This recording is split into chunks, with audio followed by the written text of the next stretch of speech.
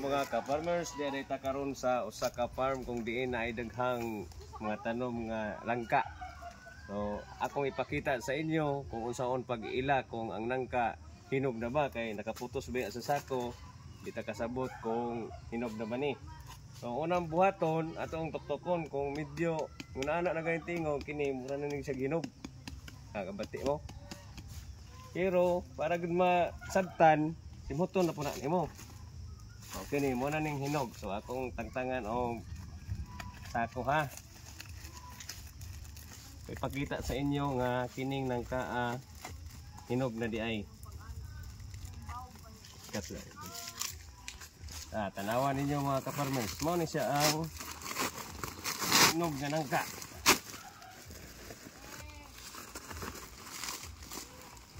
Sus kay tibakon.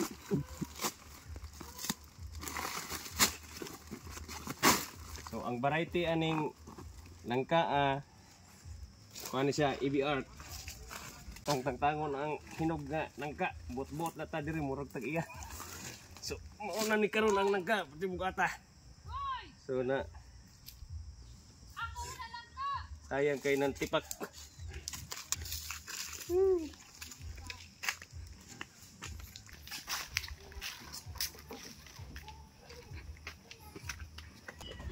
Liki man.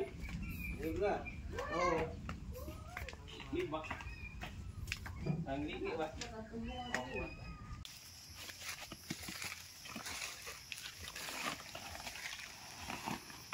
Kinahanglan gyud atong singhuton kay di nato masabtan og humot na ba. Uwanin dom basta ang tayo ngayon.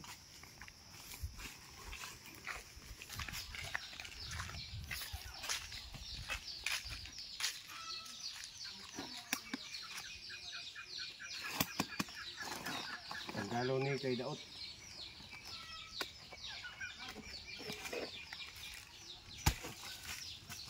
Sayang.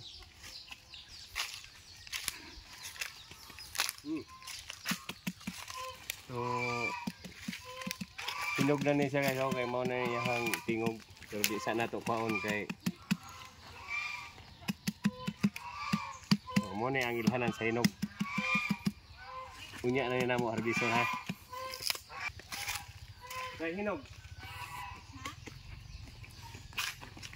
Hindi na jud mo i-iron eraser. Oh, dapaw. Kini. So another hinog guys. No? Kaya bati mo anis tingog. Muna siya, mura siya. Ang dili daw hinog.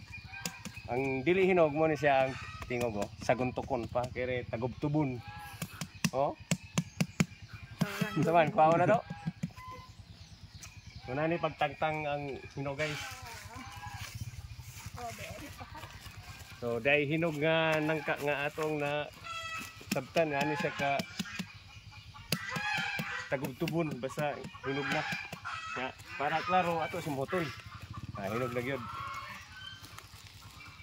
So ato nang pungison gamit ang pruning shears.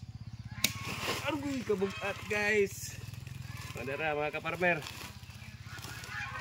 Panduhan na nga harvest. Pero hindi ko na ako sa harvest is tugos kadaghan nga bunga. Amo nang pasanon. Tara.